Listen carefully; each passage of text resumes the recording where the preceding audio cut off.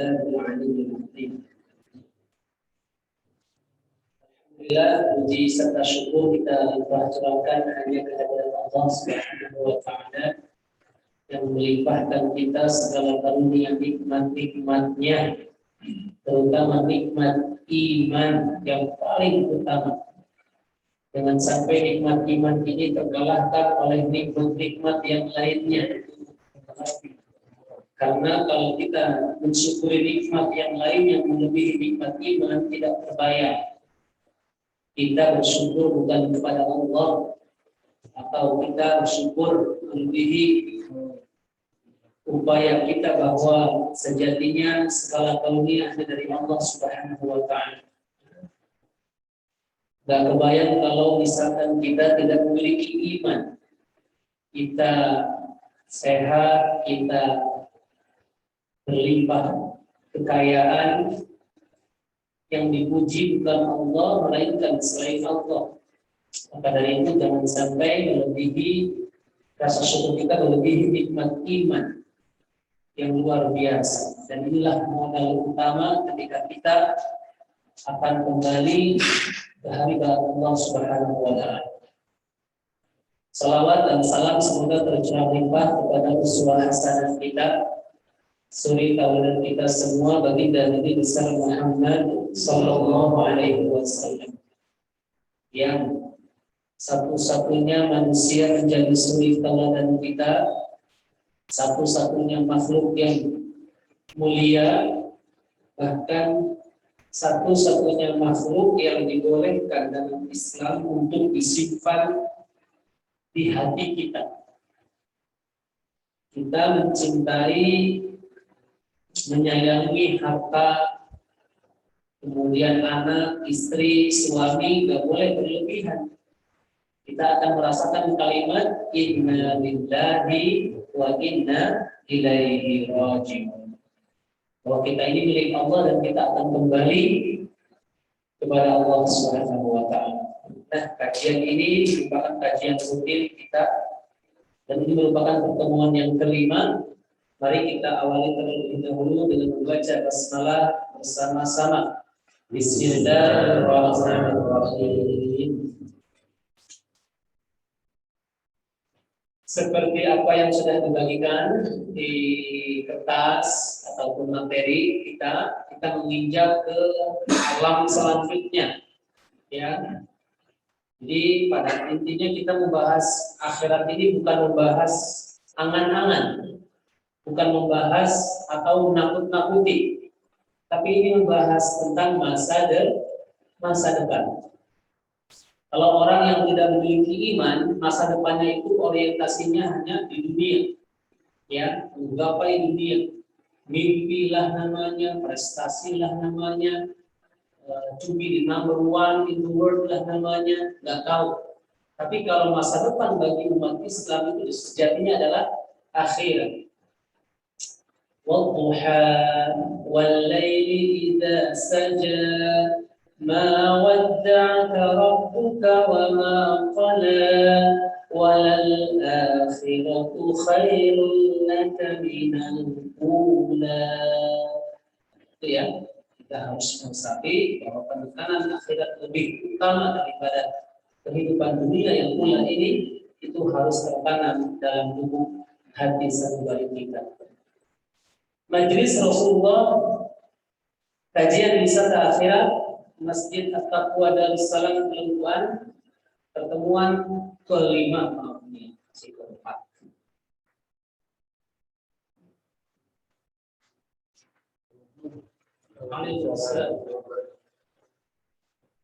Allah Subhanahu wa Ta'ala berfirman dalam surah Al-Hadid ayat ke-20, A'udzu billahi as-sami'il 'alim minasy syaithanir rajim.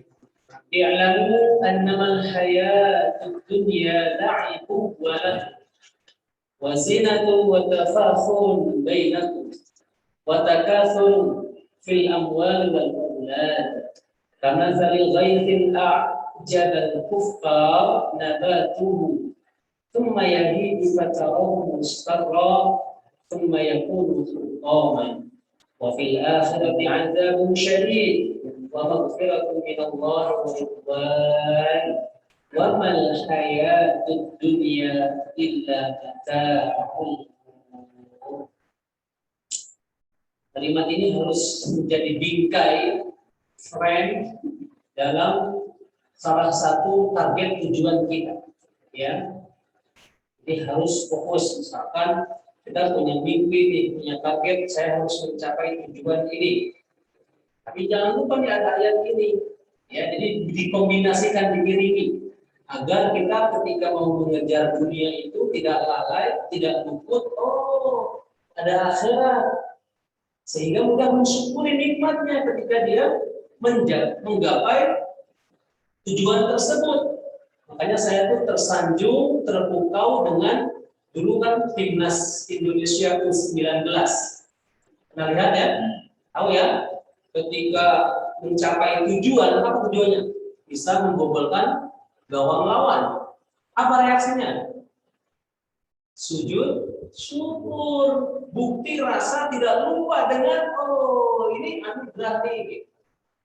Tapi kalau yang tidak punya iman, tepuk dada, gue gitu, mungkin gitulah bedanya dikitnya gitu. Nah, ya intinya Islam tetap dalam kondisi apapun kita harus tetap melibatkan Allah bahwa apa yang kita dapat yang kita peroleh sejatinya Allah memudahkan urusan kita bukan karena upaya kita semata, ya. Mengingatkan kembali perjalanan manusia, ya. Lihat alam arwah sudah kita jelaskan, alam rahim, alam dunia, alam kubur kemarin 2 kali pertemuan, dan sekarang kita masuk di alam ataupun peralihan ketika dunia ini mulai hancur. Diawali dengan yang namanya tiupan sangkakala. Apa sih tiupan sangkakala itu? Ternyata ada termasuk proses perjalanan hidup kita. Jadi ini kita harus percaya bahwa tiupan sangkakala akan terjadi. Tapi jangan dibayangkan nanti bunyinya gimana. Nah, ya, jangan dibayangkan, dipertanyakan trompetnya nanti gimana bentuknya. Karena ini yang akan menjadi perdebatan kita. Seperti Allah memerintahkan sholat di Al-Quran. Prakteknya nggak ada di Al-Quran, ada di hadis. Masih debat saja yang tahiyatnya begini, ada yang menuai, ada yang takbirnya begini. Kita debat terus nggak apa-apa. Itulah prakteknya yang diperdebatkan. Sekarang intinya sangkakala itu nanti akan ditiup. Nah, jangan didebatkan nanti suaranya bagaimana, trompetnya bentuknya gimana, atau sekarang malaikatnya lagi ngapain. Kan itu biasanya gitu perdebatan. Ya, kasihan nggak ada kerjaan dari dulu, Ustaz. Malaikat Israfil lagi ngapain? Ya, jangan. Ini pertanyaannya yang baik. Tiupan sangkakala dan kehancuran alam semesta.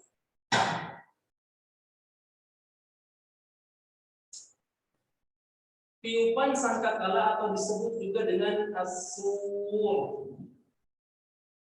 Ya, apa sih sangkakala atau as-sur? As-sur itu adalah secara bahasa itu tanduk artinya. Tanduk apa nih? Pernah lihat nggak trompet? Zaman dulu itu bentuknya kan kayak tanduk ya. Nah, ini. Bahkan trompet zaman sekarang kan seperti itu posisinya. Runcing, terucut, kemudian lebar gitu.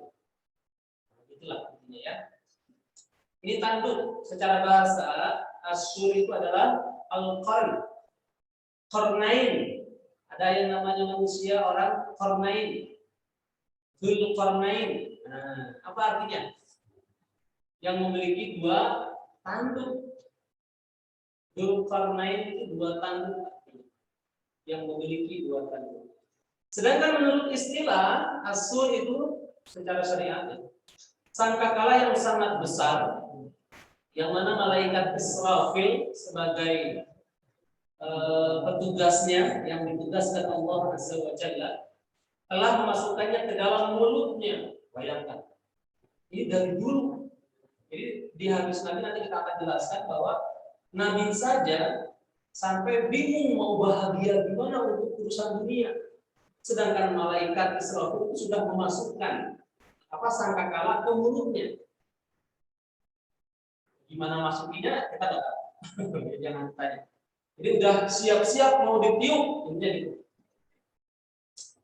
siap untuk meniupnya, dan dia sedang menunggu kapan dia diperintahkan untuk meniupnya. Ini kita akan temukan dalam syarah Lum'atul I'tiqad, ya, kitab Lum'atul I'tiqad karya Syekh Ibnu Utsaimin. Hadis sahih, Nabi Shallallahu Alaihi Wasallam bersabda dari riwayat dari Abdullah bin Amr. Qala A'rabiyun, ada seorang badui Arab, ya, bertanya kepada Nabi, ya Rasulullah, wahai Rasulullah, Masur, apa sih itu sur? Jadi mereka bertanya-tanya, sur itu apa? Enggak tahu. Ditanya apa? Dijawab oleh baginda Rasul, qala qarnun yunfahu fihi, tanduk yang siap ditiup. Jadi bentuknya kayak tanduk, entah yang melingkar begini, itu ya, atau yang gunting. Jadi tanduk sur itu adalah tanduk yang akan ditiup, yang siap ditiup. Riwayat Ahmad, Tirmidzi, Abu Dawud. Jadi nggak kebayang ya, itu pernah dengar nggak di berita tuh ada pernah sempat katanya ada suara di mana? Ada yang pernah ya? Atau carilah browsing di medsos banyak. Ada suara-suara seperti trompet atau apa gitu di negara mana gitu, di sini. Allahu a'lam. Ya.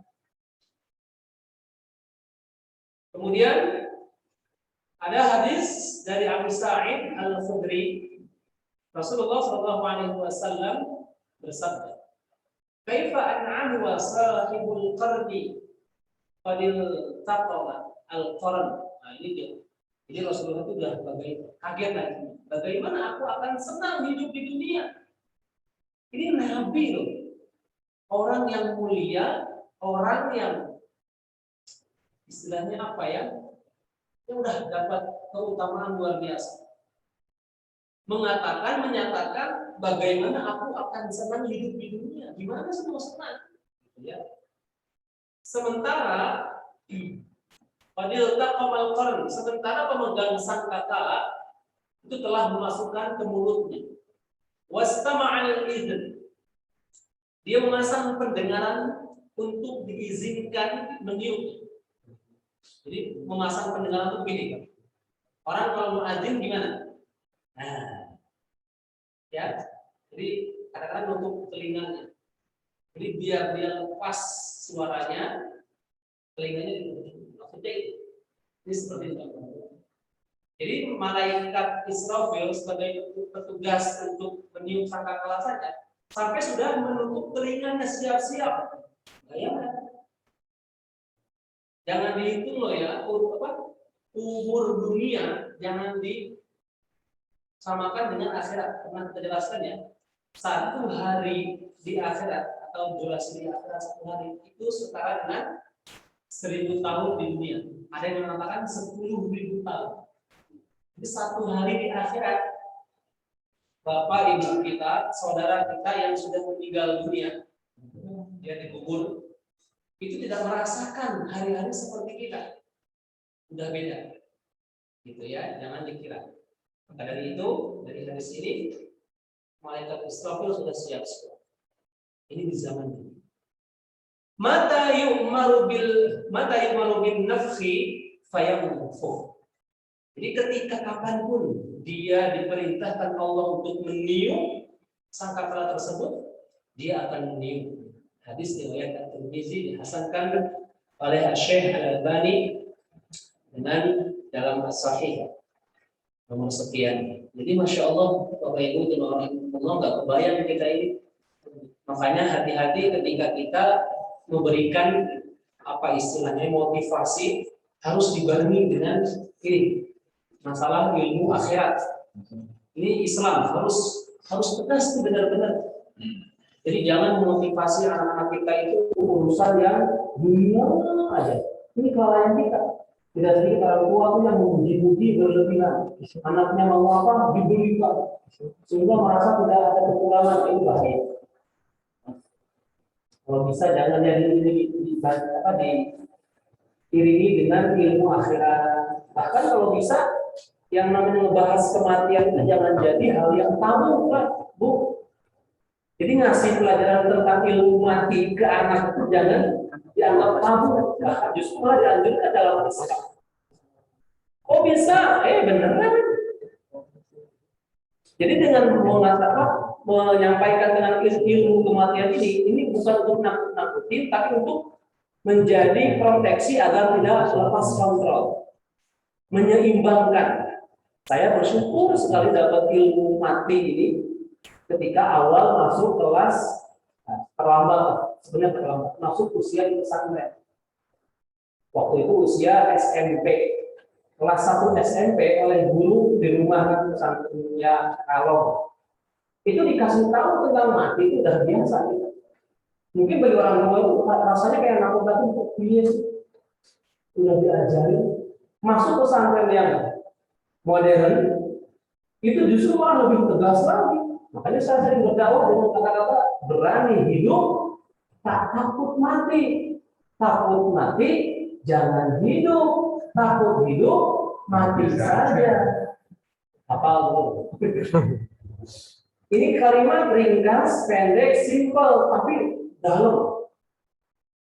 Berani hidup, ayo kita berani untuk jalan hidup karena kita sudah dipilih oleh Allah dari jutaan miliar sperma kita yang diuji, yang masuk tembus ke dinding ovarium di rahim tubuh kita.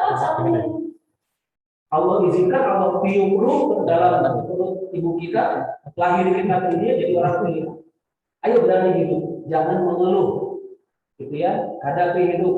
Tak takut mati, jangan takut mati karena kematian dalam Islam merupakan ilmu pasti. Kita kan menganggap ilmu pasti itu fisika, kimia, matematik, padahal belum pasti dia jadi ahli matematikawan. Belum pasti dia jadi apapun lah. Tapi ketika diajarkan mati sudah pasti itu. Jadi bisa antisipasi ketika dia sekolah mau nyontek mikir-mikir, nanti mati ditanggung jawab kan ini. Makanya jadi mikir, akhirnya nggak nyontek. Nah, bismillah lah, yang penting berkah ilmunya. Jadi menyeimbangkan. Ketika anak kita atau kita bekerja, jadi mikir-mikir ketika mau curang. Kalau orang yang nggak punya iman, ketika jualan buah-buahan. Akhirnya ketika meleng yang pembelinya ditukar dengan yang tidak baik, itu kan menghalalkan cara dia tidak punya iman. Tapi buat orang yang beriman, takut dia mikir.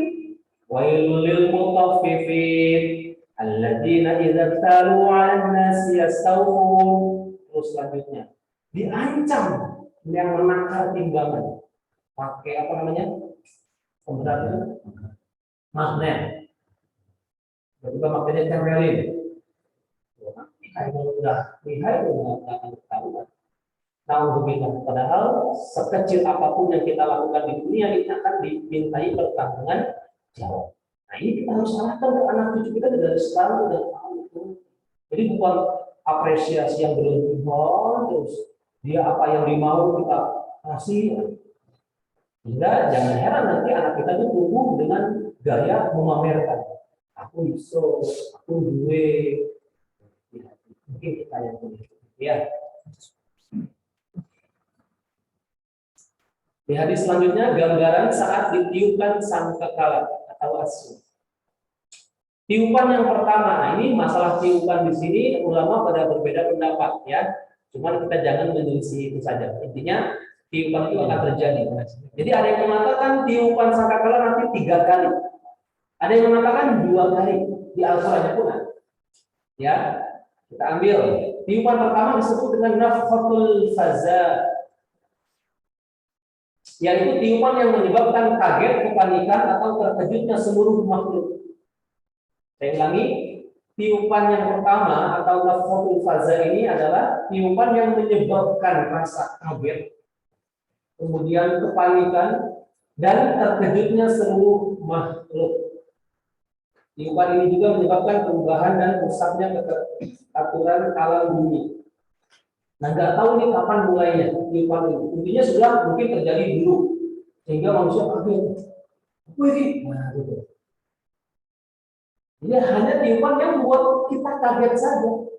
Entah di berita, entah di sekarang di media sosial, entah terjadi suara yang menggema, entah dari mana asalnya dan sebagainya. BMKG tidak bisa menjawab, NASA pun bingung dan sebagainya. Wallahu a'lam kita menyebutkannya. Tapi ini terjadi sehingga membuat orang yang mendengar ketika itu merasa kaget. Selalu ya kepanikan dan rusaknya tatanan alam dunia. Maksudnya rusak di sini ya keadilan tidak bisa ditegakkan dengan seadil-adilnya. Terus kemunafikan, keburukan itu dikemas menjadi seperti terlihat baik. Sebaliknya kebaikan dikemas terlihat buruk dan sebagainya. Wallahu a'lam. Kita tidak tahu ya, intinya ke sana arahnya. Termasuk dalam firman Allah Subhanahu wa taala di surah An-Naml ayat ke-87. A'udzu billahi as-sami'il 'alim minasyaitonir rajim. Wa yawma yunfakhu fis-sur fafazi'a man fis samawati wa man fil ardi illa man syaa'a Allah. Wa kullun atahu dakhirin. Coba lihat bayangkan. Jadi ketika hari, ingatlah ketika hari ditiupkan sangkakala. Ini Al-Quran. Kalamullah. Ya, ketika digambarkan ditiupkan sangkakala yang pertama atau sangkakala, maka terkejutlah segala yang di langit dan segala yang di bumi. Jadi merasa kaget, baik yang di langit maupun yang di bumi. Masya Allah, kebayang. Kecuali siapa yang dikehendaki Allah. Siapa yang dikehendaki Allah tidak terkejut ini? Satu, bisa jadi mereka orang yang beriman karena sudah tebal imannya jadi tidak kaget. La haula wala quwwata. Dia malah meninggikan. Jadi malah udah tahu ini mungkin bisa jadi ini. Semakin tambah imannya dia semakin semangat untuk mencari apa namanya bekal di dunia untuk akhirat. Jadi bukan semakin menjauh. Sosok mati itu jadi nggak semangat, bukan. Semakin terus dia sedekahnya semakin getol, tabungan atau apapun itu, jadi wasiat-wasiat takwanya semakin banyak dan sebagainya, gitu ya. Dan yang kedua orang yang kafir melebihi kafir lagi, kafir kuadrat. Jadi tadi kalau orang yang beriman, seiman-imannya ini kafir, sekafir-kafirnya. Disebutkan, kita sebut saja Yahudi. Dikisahkan nanti di akhir zaman itu manusia yang masih bertahan di dunia hanya Yahudi. Buktikan. Dia kan punya motivasi untuk menguasai dunia dari dulu. Makanya nanti dikisahkan di pembahasan yang lain, Yahudi itu meruntuhkan Ka'bah. Saking mangkalnya dia nggak suka dengan Ka'bah, itu kan nanti umat Islam ketika ada bukhon, itu mati semua. Orang Islam yang beriman ada sedikit iman itu mati. Bukhon ini gimana bentuknya, asap, kabut atau gimana warnanya, itu urusan nanti. Yang pasti wallahu a'lam, orang beriman yang menghirup udara tersebut pasti nanti entah namanya ispa, entah namanya apa, wallahu a'lam. Gitu ya. Nanti yang tersisa itu dia merasa senang, merasa sukses untuk menguasai dunia. Ketika itu masuk dengan leluasa ke kota Makkah.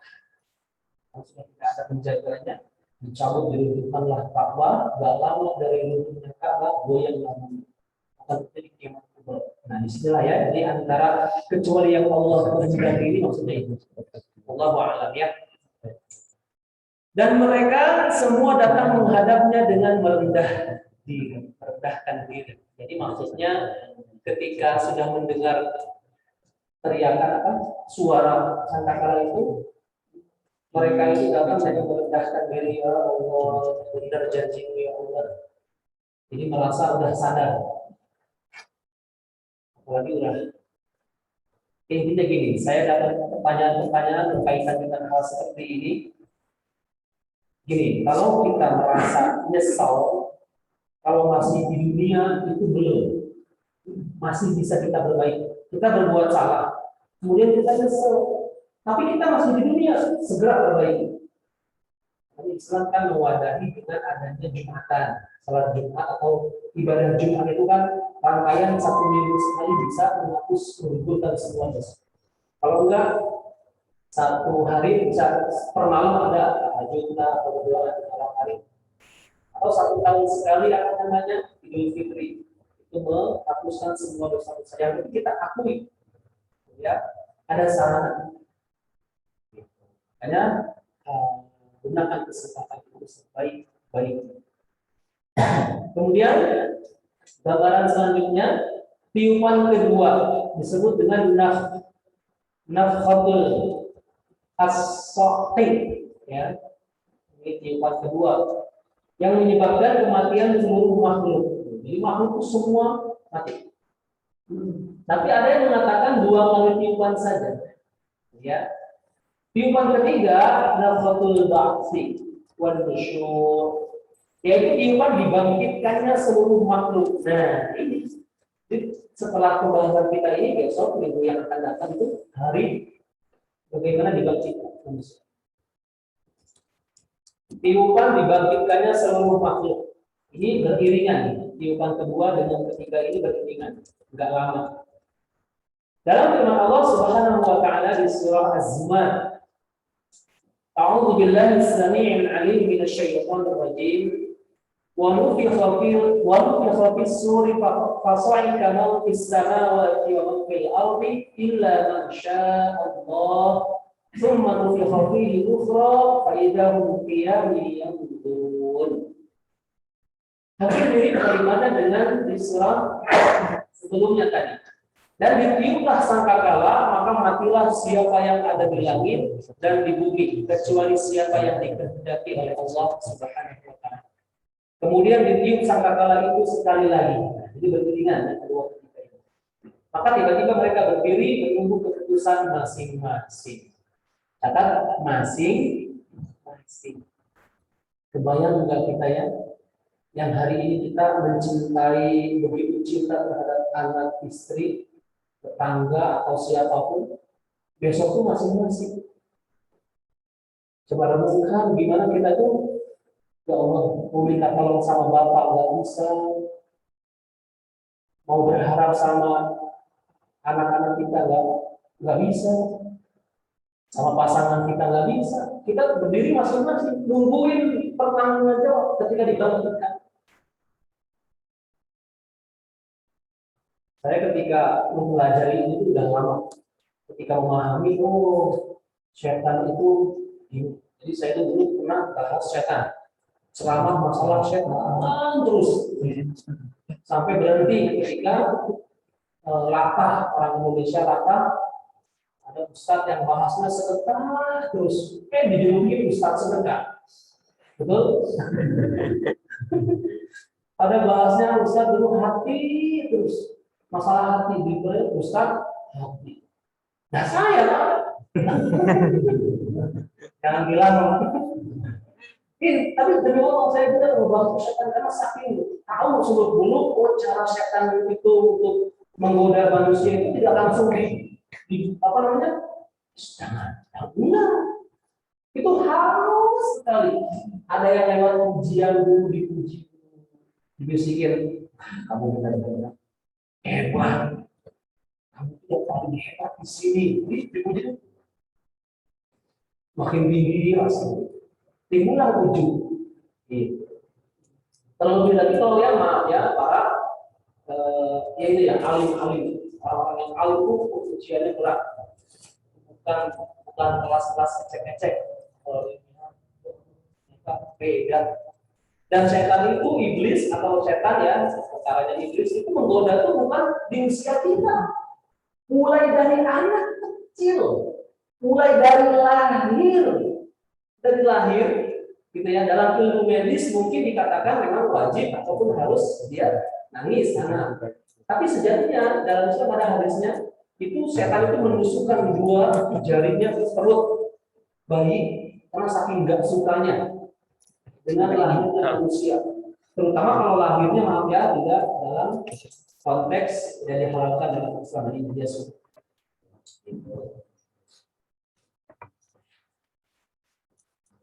Selanjutnya, gambaran selanjutnya dalam firman Allah surah Yasin ada kalimat yang wa nufikha fis suri fa idahum minal ajdasi ila rabbihim yansilun.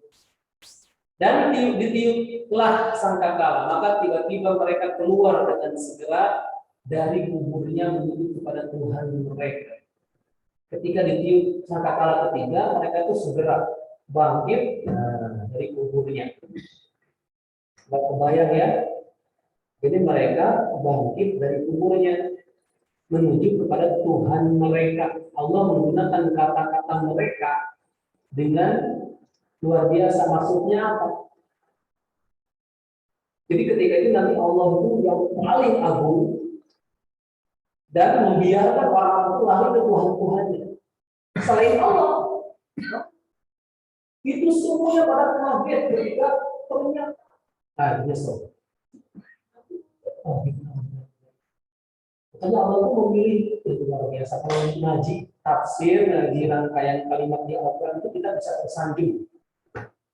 Ada kata Allah itu toleransi banget ketika menyeru orang lain untuk beribadah di surah An-Nisa. Ya ayyuhan nasu u'budu rabbakumul ladzi. Nah, pakai wahai manusia.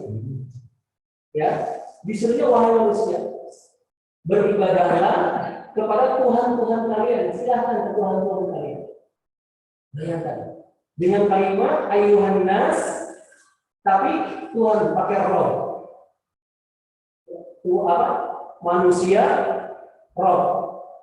Tapi ketika berkaitan dengan ya ayyuhalladzina amanu taqullah. Wahai orang yang beriman, takutlah atau bertakwa kepada Allah. Langsung menyebutkan dirinya Allah. Masya Allah. Saking ya biar nggak nyakitin hati. Segitunya ya. Nah di sini digambarkan ketika ditiupkan sangkakala ketiga, semua orang bangkit.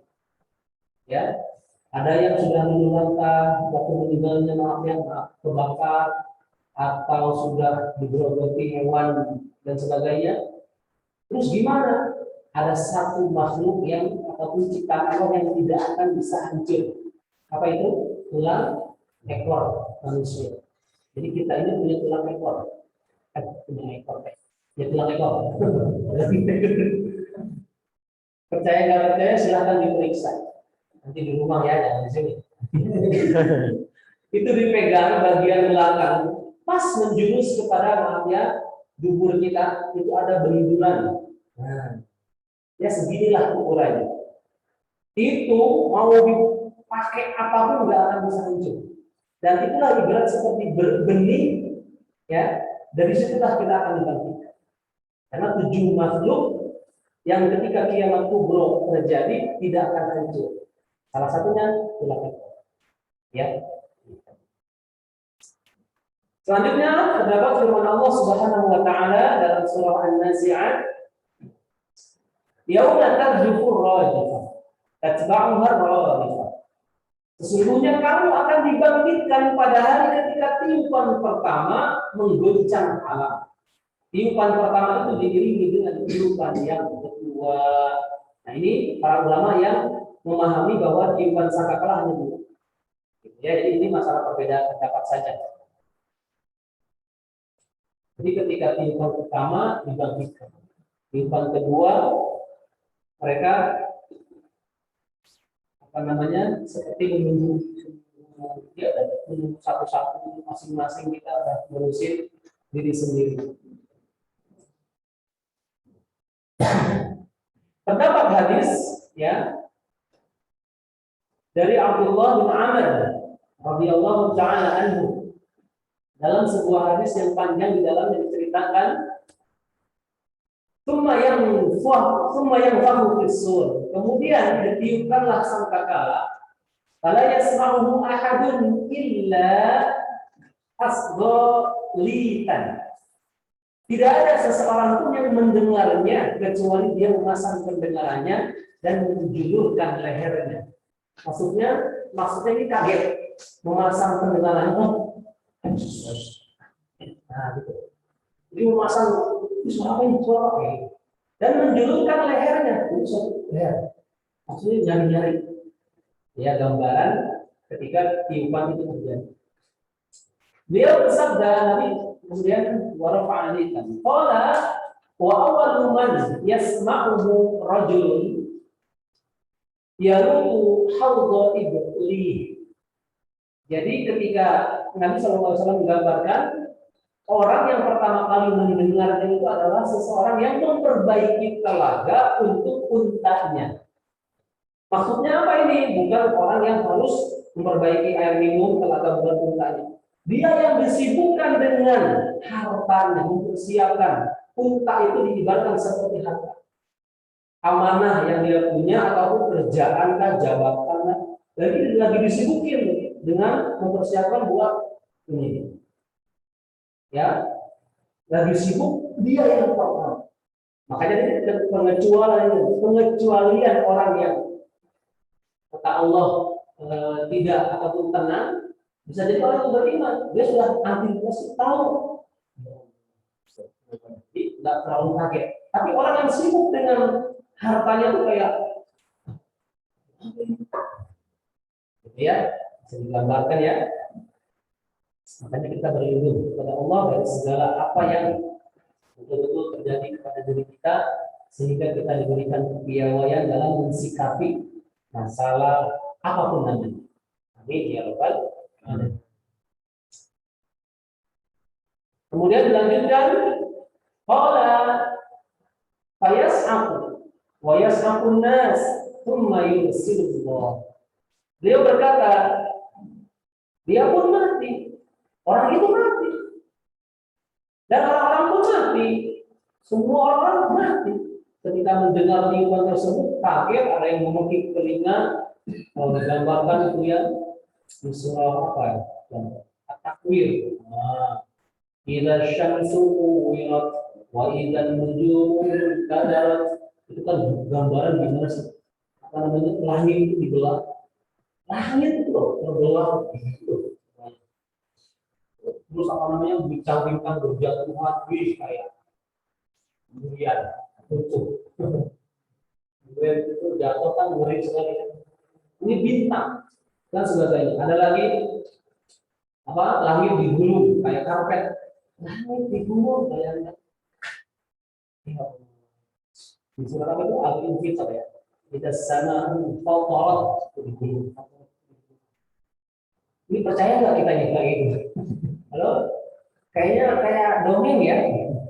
Masa iya sih langit? Wah, gede-gede wae. Atau apa gitu. Tapi ini yang memang didakwahkan oleh Nabi dan para sahabat itu. Nabi itu menceritakan nanti akan ada segerombolan. Kalau saya mengatakan wahai apa namanya orang-orang Quraisy, ya ahli Makkah, isma'u wa'u, dengarkan. Kalau aku mengatakan di balik bukit itu ada sekelompok manusia menunggangi kuda-kuda, siap membunuh kalian, mencabik-cabik kalian, kalian percaya enggak? Apa jawaban mereka? Percaya.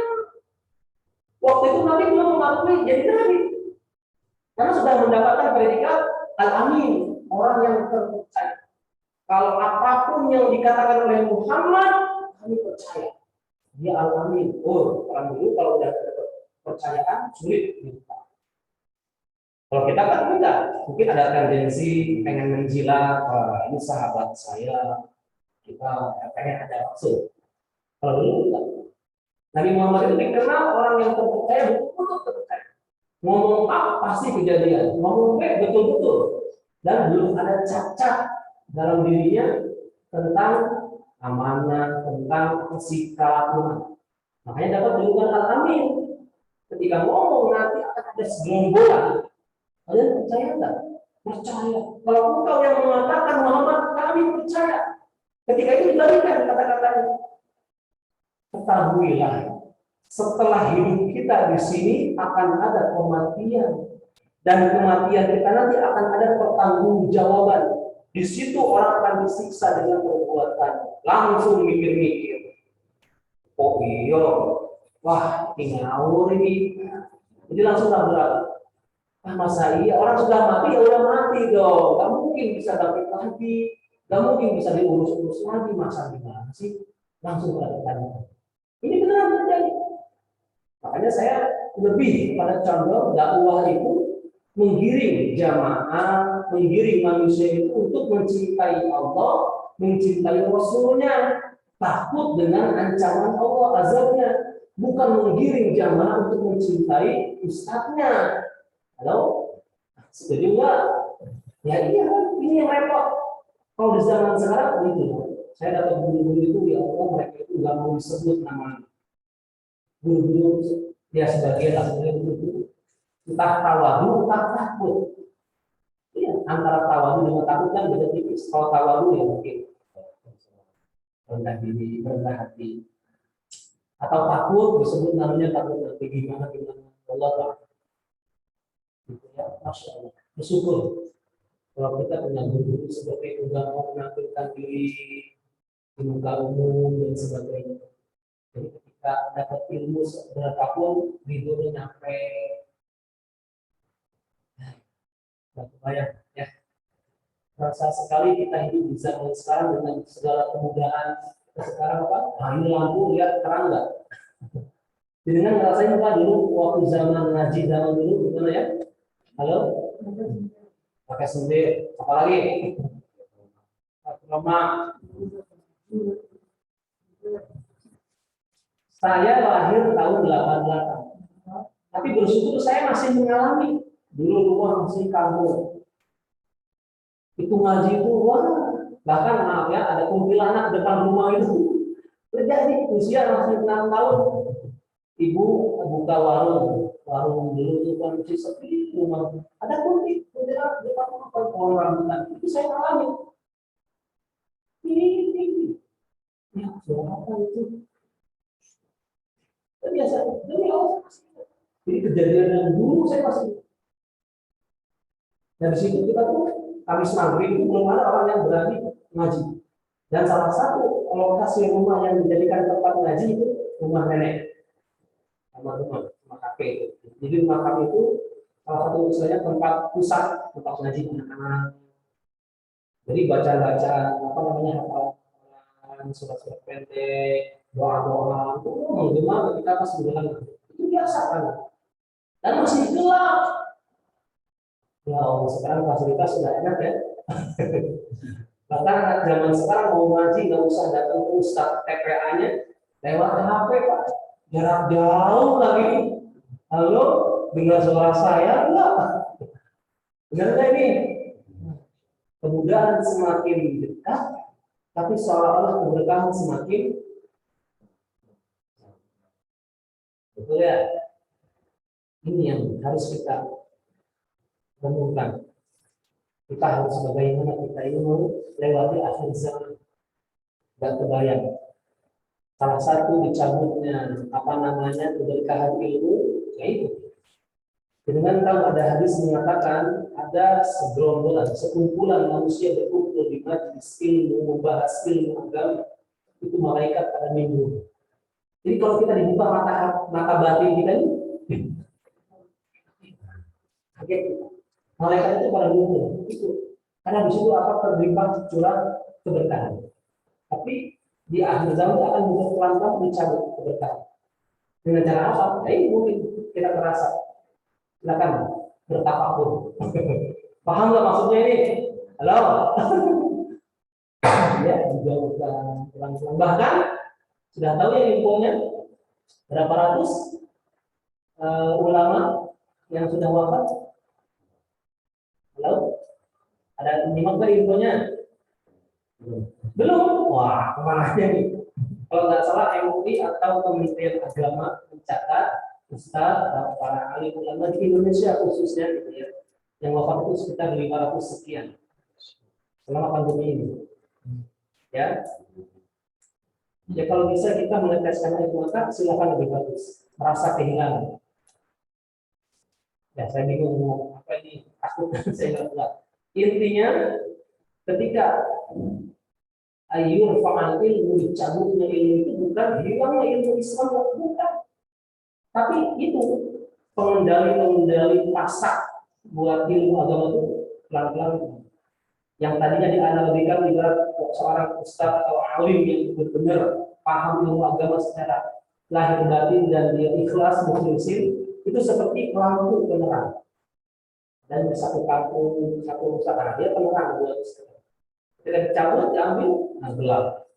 Jadi gelap, karena gelap. Digambarkanlah umat Islam nanti di akhir zaman bingung seperti gambaran seperti bumi di lautan, terombang-ambing. Jadi wah bingung memegang yang mana nggak bisa, karena itu naik jadi pemimpin atau jadi alim dan sebagainya. Ini yang dikhawatirkan ya Allah. Bahkan saya sendiri suka merenung. Maksud saya bagian yang mana ini? Ini jujur dari Allah ya Allah mesti. Bahkan kalau bahas dalil-dalil lihat-lihat hadis Al-Quran itu suka merasa saya ini ya kamu pelakunya gitu. Itu tersinggung. Stop.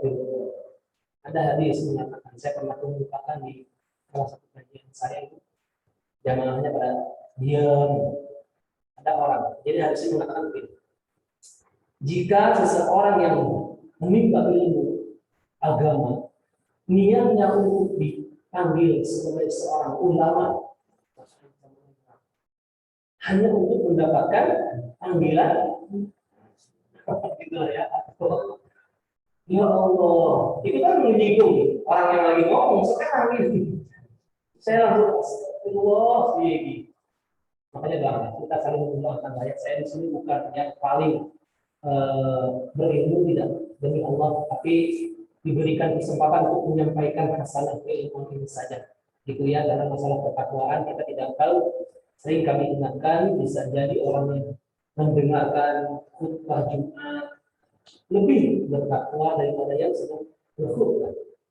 Bisa jadi orang yang sibuk di sawah ladang jauh lebih bertakwa di hadapan Allah daripada yang duduk santai di AC tenang dengan hanya modal tanda tangan dan sebagainya. Allah, kita tidak tahu, makanya syukuri saja apa yang ada, kita jalani saat ini.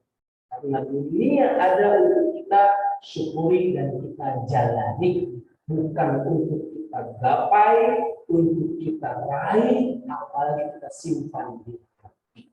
Ya, secinta-cintanya kita terhadap dunia, cepat atau lambat, suka atau tidak suka, pasti akan kita tinggalkan atau pasti akan hancur, ya.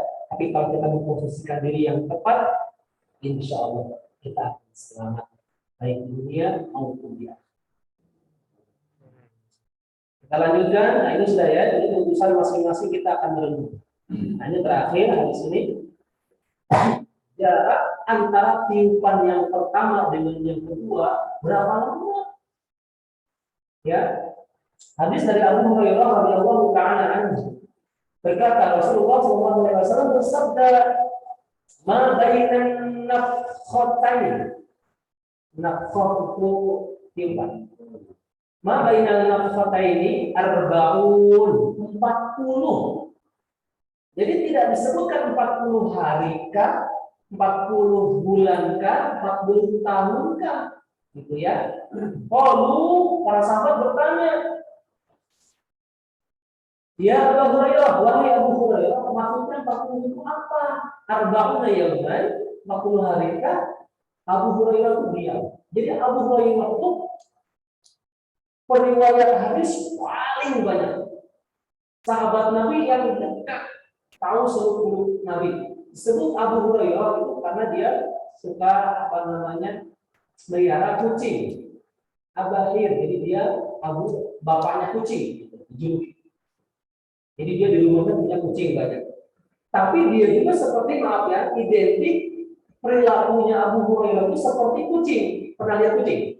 Kalau udah dekat sama yang punya, nempel, manja, gitu ya. Jadi Abu Hurairah itu sama Rasulullah itu benar-benar kayak manja. Kemana-mana Rasulullah pergi, pasti Abu Hurairah tahu itu. Bahkan pernah nginep, sering, jadi tahu tentang Rasul bangun di sekian, gitu ya. Dan yang kedua hadis yang banyak dari Aisyah. terus imam yang lain, ya, beriwayat hadis. Gitu. Jadi Abu Hurairah dikatakan 40 apa ini? Arba'una yawman. Dia mengatakan apa? Abai. Aku enggan mengatakan. Abai itu ya. Aku takut, aku nah, jadi khawatir, takut salah ngomong. Jadi karena Rasulullah hanya bilang 40. Ya. Allahu a'lam 40 tahun. Kalau arba'una syahr, 4 bulan kan? 40 bulan kan? Qala abai. Kalau arba'una sanatan, 40 tahun kan? Qala abai itu. Jadi Abu Hurairah saja sampai nggak bisa mengatakan 40 tahun. Hadis ini hadis sahih riwayat Bukhari nomor sekian. Wallahu a'lam bishawab. Nah, inilah penjelasan tentang gambaran bagaimana nanti tiupan sangkakala. Kita nggak tahu apakah kita mengalaminya atau tidak. Yang pasti kita harus mengimani ini, meyakini bahwa akan terjadi dan jangan sampai kita luput. Kita sering mengingatkan sehingga penjelasan ini bukan semakin kita semakin takut dan malas untuk bekerja, bukan, tapi semakin jadi apa namanya antisipasi, proteksi diri agar ketika mau melakukan sesuatu hati-hati akan ada hari setelah ya. Wallahu a'lam bishawab. Baik, terima kasih. Saya akhiri dulu. Lalu kita buka termin pertanyaan. Assalamualaikum warahmatullahi wabarakatuh.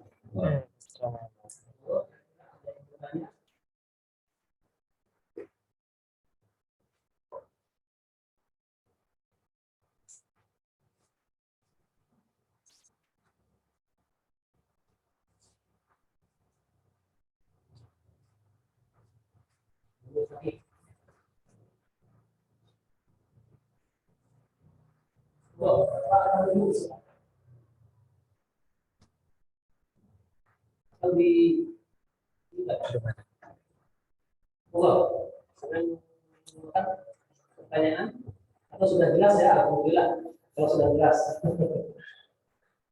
Karena memang kalau bisa pertanyaannya jangan yang sulit-sulit atau sekalian yang sulit banget, karena biar saya mudah menjawabnya.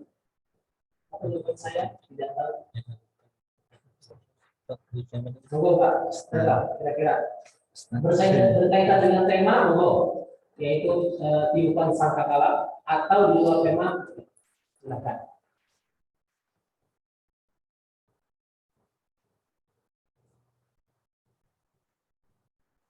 Ibu nggak ada Bu? Belum? Nah, boleh. Oke, silakan.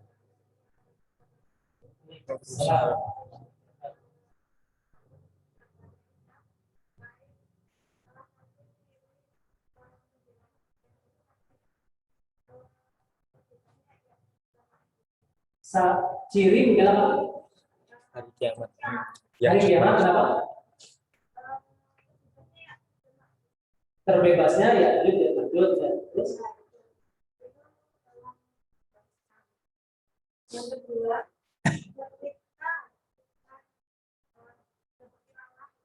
ketika ada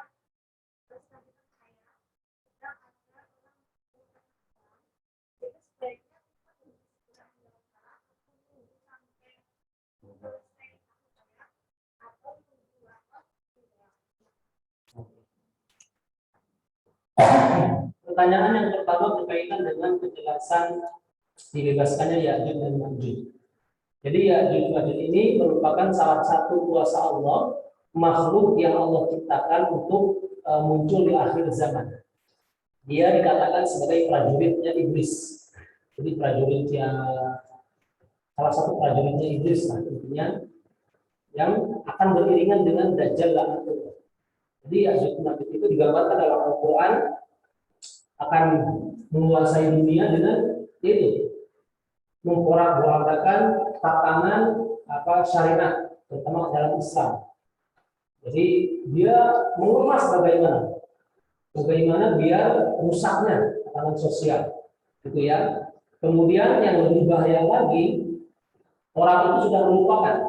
Jadi jangan heran nanti itu ketika Ya'juj Ma'juj itu jangan dianggap seperti makhluk yang monster gitu ya, terus nakutin, ini bahkan digambarkan. Ya Allah, kalau mau bahas ini wallahu alam ya, karena ini kan masalah akhir zaman. Jadi di zaman Rasulullah pun sudah terjadi. Dajjal itu bersemayam di satu tempat.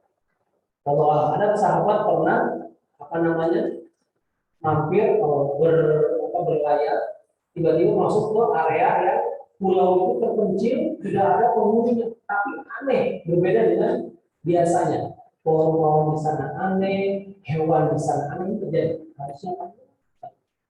Itu sahabat ini seorang diri nyari-nyari, ada penghuni di sini, ada hewan. Proses digambarkan hewan di ininya Dajjal itu. Jadi dia seperti apa namanya ular atau apa itu, bulunya banyak hitam, sampai nggak kelihatan mana kepala, mana belakangnya, dan bisa bicara.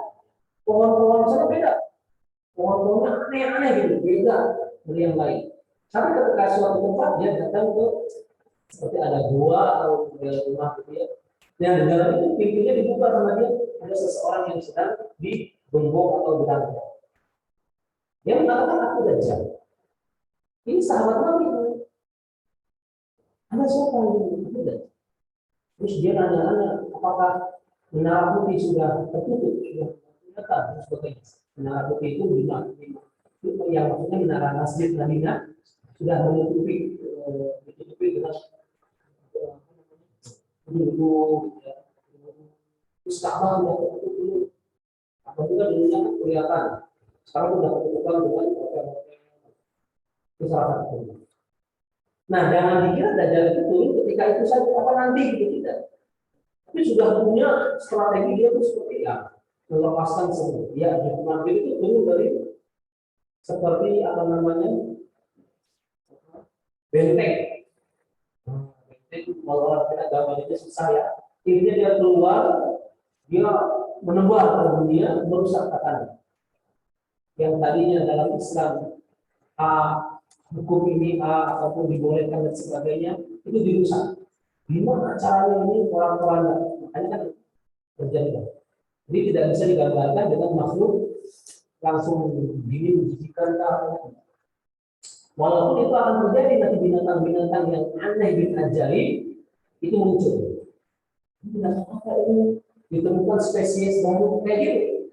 Bagi peneliti itu ilmu pengetahuan yang sangat menjanjikan.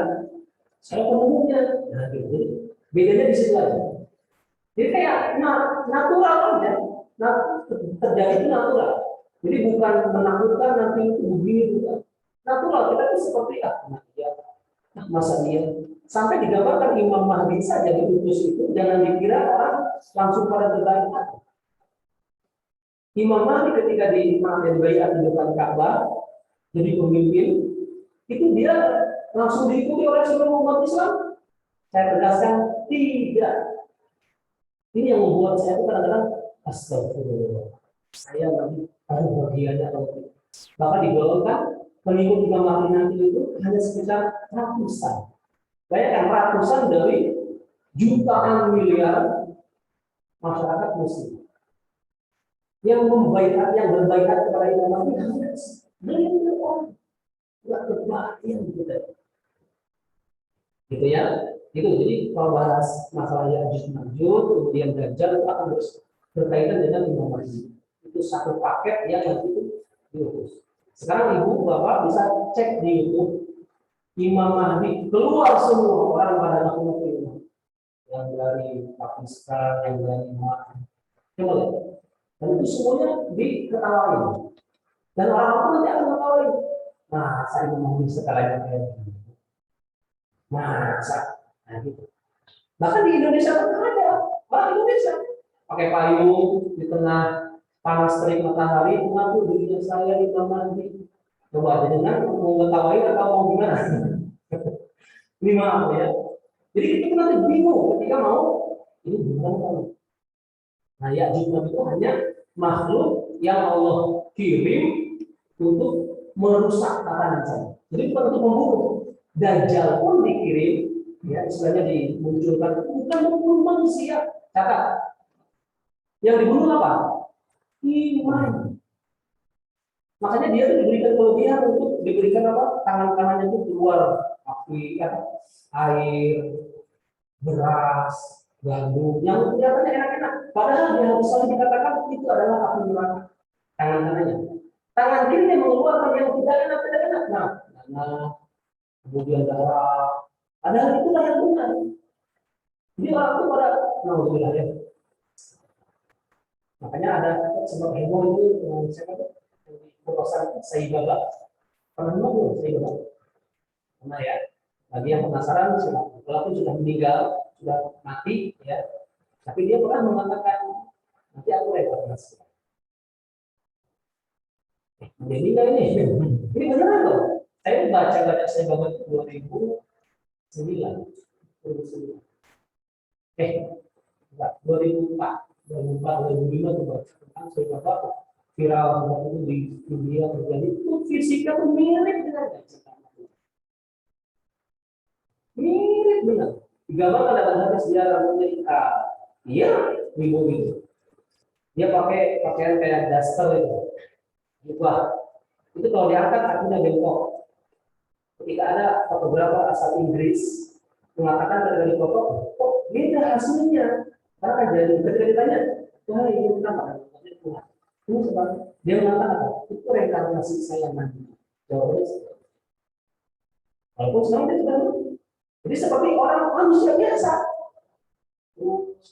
Gitu ya. Nah, jadi berkaitan dengan Nabi kembali salah satu daripada makhluk yang akan diutus zaman yang akan memperandakan tatanan hidup besar. Jadi dia senang ketika berhasil melakukan dunia perzinahan. Kita dulu masih sangat tabu dengan hal ini. Sekarang sudah biasa. Dengan masih ingat nggak di sini? Kapan Indonesia berani menampilkan televisi ya adegan ciuman? Ada ingat?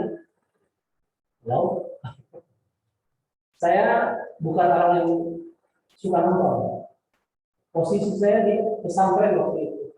Tapi sempat booming ketika maaf ya ada salah satu film saya nggak berani menyebutkan yang sudah menampilkan di Indonesia. Nah, itulah adegan. Langsung film-film lain diputar. Kalau tuh akhirnya dulu kan awalnya dikecam. Allah. Jadi dirusak. Itu cara dia bukan membunuh manusia, tidak ya. Jadi masalah membunuhnya itu adalah manusia dengan manusia. Jadi dirasuki atau ini panas-panasin untuk perang, saudara, saling berkait. Ya, Allah. Yang kedua ya. Lagi tilawah ya. Waktu tilawah ada yang salah. Kapan kita berhentinya? Satu, boleh ketika wakaf. Ya, jadi jangan di tengah-tengah. Banyak para ulama ketika kita baca Al-Quran di tengah-tengah, bahkan ada yang hukumnya haram. Salah satunya adalah ketika membaca surah Al-Ma'un. Pas lagi baca Ar-Ra'aital ladzi yukadzibu bid-din, fadzalikal ladzi yad'u'al yatim wa la ya'uddu 'ala ta'amil miskin, fawailul lil musallin. Enggak boleh berhenti di sini. Diputus kalau kita keluar. Langsung dilanjutkan. Ya alladzina hum an salatihim sahun. Alladzina hum yura'un wa yamna'un al-ma'un. Kalau lihat artinya fawailul lil musallin, maka celakalah mereka orang-orang yang mendirikan sholat. Berhenti sampai sini haram hukum. Paham ya? Jadi ada tergantung. Makanya mudahnya gimana? Satu, wakaf. Pas ada wakaf di situ boleh berhenti. Tapi lebih afdalnya kapan? Ketika menuntaskan. Nah, hukum tentang bacaan tilawah kapan berhenti ini sampai masuk ke ranah pembahasan di Saudi. Ulama Saudi sepakat haram hukumnya menggunakan nada dering dengan lafal Al-Quran. Kenapa? Karena ketika diangkat langsung ketika itu berhenti semaunya. Makanya saya pernah memprotes ketika Al-Quran digital sudah marah, ya itu kan ada tuh murotal. Kemudian berhenti secara tiba-tiba, nah disitu hukumnya makruh. Hanya saya berani mengatakan bisa jadi itu makruh, bisa jadi haram. Kalau pas di posisi ayat tertentu. Makruh dibenci. Hanya gimana caranya? Itu tadi diakhirkan. Gitu ya, ini masalah wakaf. Bagus itu. Jadi kehati-hatian lebih kita utamakan saja. Makanya utama kita baca Al-Quran itu boleh pakai digital sekarang, pakai HP. Ketika mulai muncul HP kita Al-Quran, maka itu dikatakan Al-Quran, bukan HP. Karena ini alat salah satunya ini alat akhir zaman. Benar. Hati-hati dengan alat yang saya pegang ini, karena kita punya semuanya. Ini Masya Allah. Mengalihkan cinta kita kepada Allah jadi kepada benar kan? Terasa ya? Yang kita dituntut banyak ingat Allah, malah setiap hari banyak ingat bangun tidur, pergi makan, kayak gitu. Ini alatnya Masya Allah. Makanya gimana ini? Kita harus alihkan ini ya. HP ini seperti pisau yang bermata dua, bisa menusuk kita sewaktu-waktu, atau bisa menjadikan kita keberkahan banyak. Kalau kita ngambil positifnya banyak. Saya dengan punya HP ini bersyukur Pak. Dulu nggak kebeli kitab-kitab, saya jujur ya nggak punya uang. Kitab-kitab Bukhari Muslim itu harganya 2 jutaan. Dengan HP kita, Masya Allah, download gratis. Betul? Iya. Kitab-kitab kuning yang dulunya nggak kebeli, kita download bisa. Al-Muwatta yang saya sanjungi karya Imam Malik, tebal tuh saya baca ya Allah di pesantren sekali Al-Muwatta. Sekarang tinggal download bisa ambil sisi positif. Gitu ya. Begitu Ibu, terima kasih. Yang lain ada? Dengan Pak tanya enggak tadi? Enggak, ya. Ibu ada? Terkait Yajuj dan Majuj, apakah bisa diketahui ciri-cirinya? Maksudnya untuk Dajjal kan bisa diketahui, tapi untuk orang-orang soleh bisa melihat tulisan kafir di dahinya seperti itu. Apakah untuk Yajuj dan Majuj bisa diketahui? Yang pertama itu Ustaz. Yang kedua, Ustaz Rian tadi menyebutkan bahwa pengikut Imam Mahdi nanti hanya sedikit seperti itu. Bagaimana caranya atau supaya bisa menjadi istilahnya jamaahnya ya, jamaah. Saya juga masih mikir. Yang pertama kalau ciri-ciri Yajuj Majuj dia memang seperti hewan. Dia seperti hewan, dia makhluk yang kalau kita lihat secara kasat mata nggak enak dilihat, gitu ya. Tapi dia mampu mengolah apa istilahnya, yaitu dunia itu seperti diporak-porandakan. Ini yang bahaya. Entah wallahu a'lam dia bentuknya bagaimana, karena berbagai riwayat mengatakan ada yang maaf ya mukanya apa, tubuhnya ini seperti binatang, ada yang mengatakan dia menjalar, ada kayak gitu lah, wallahu a'lam. Jadi Yajuj Majuj itu seperti pasukan, Yajuj Majuj. Jadi saling berkombinasi atau bekerjasama yang sangat. Jadi ya kita sulit untuk menyebutkan apakah ini bagian dari dunia tersebut, negara-negara tertentu, apa. Itu ya. Yang pasti kita kan, saya suka mengkaji itu kenapa di Al-Baqarah di Al-Quran itu dikatakan dulu kan zaman Nabi Musa itu ada namanya Samiri. Pernah baca Al-Quran? Artinya ada Samiri namanya. Jadi Samiri ini seseorang yang tiba-tiba asal usulnya nggak diketahui. Tiba-tiba datang Samiri ini, nah itu mau merusak tatanan kehidupan bangsa waktu itu di kaum Nabi Musa yang menciptakan patung hewan apa namanya, kambing disembah, sapi disembah, bisa ngomong dan sebagainya. Samiri.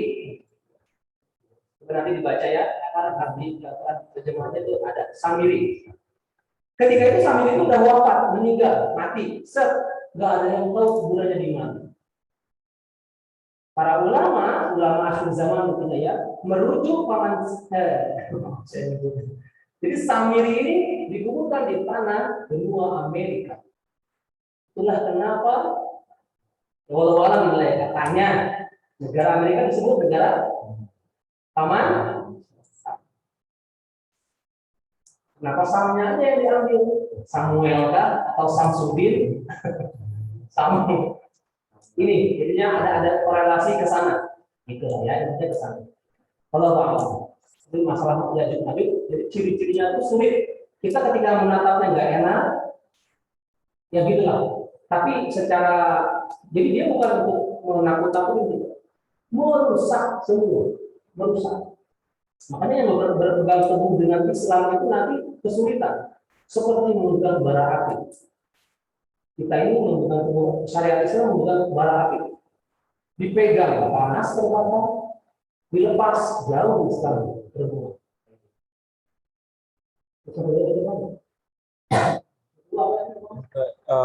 Supaya bisa mengikuti Imam Mahdi. Nah ini ya, kita ini sulit ya.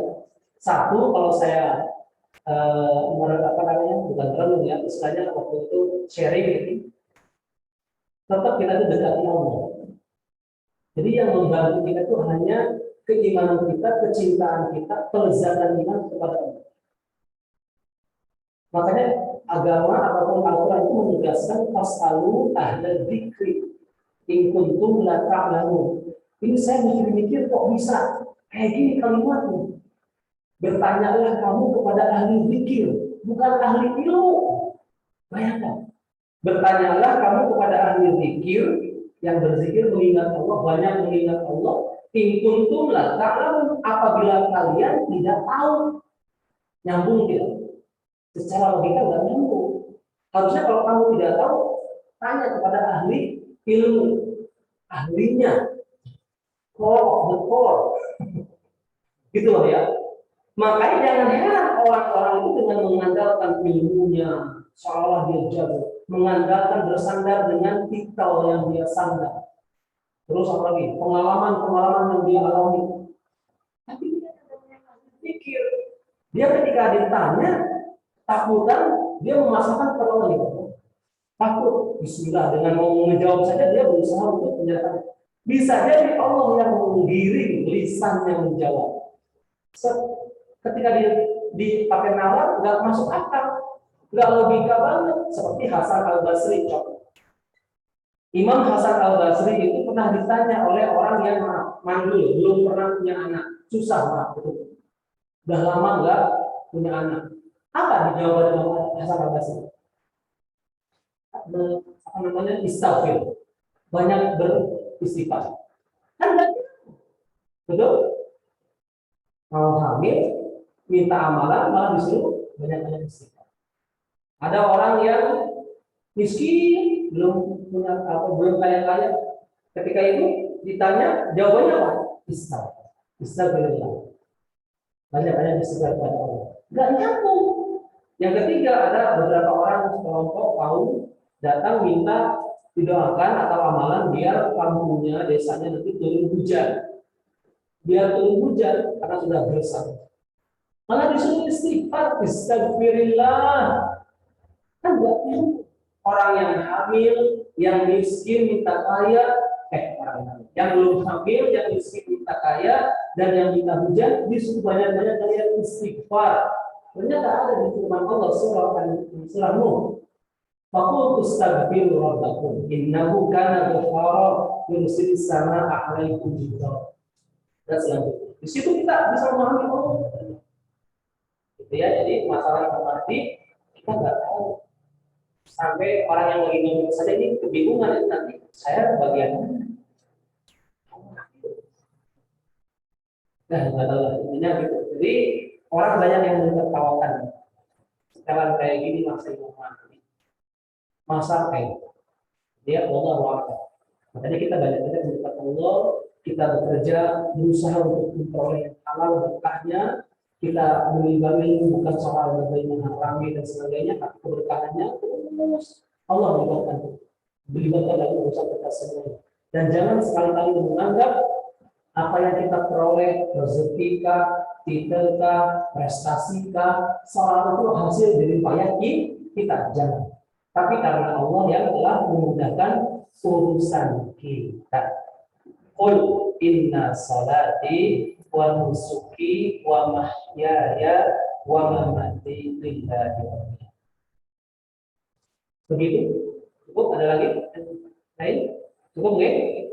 Insya Allah kita lanjutkan di pertemuan yang akan datang. Pertemuan ke-6 kita akan membahas tentang alam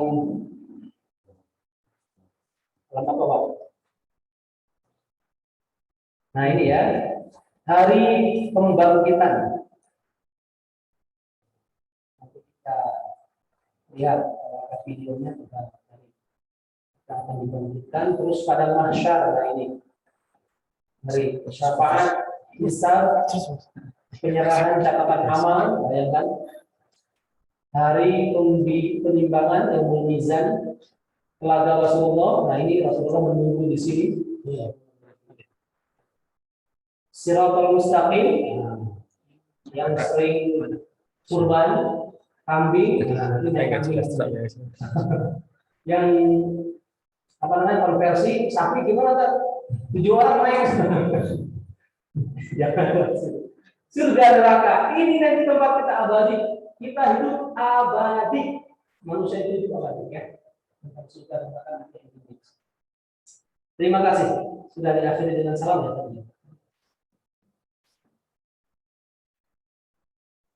Alhamdulillah.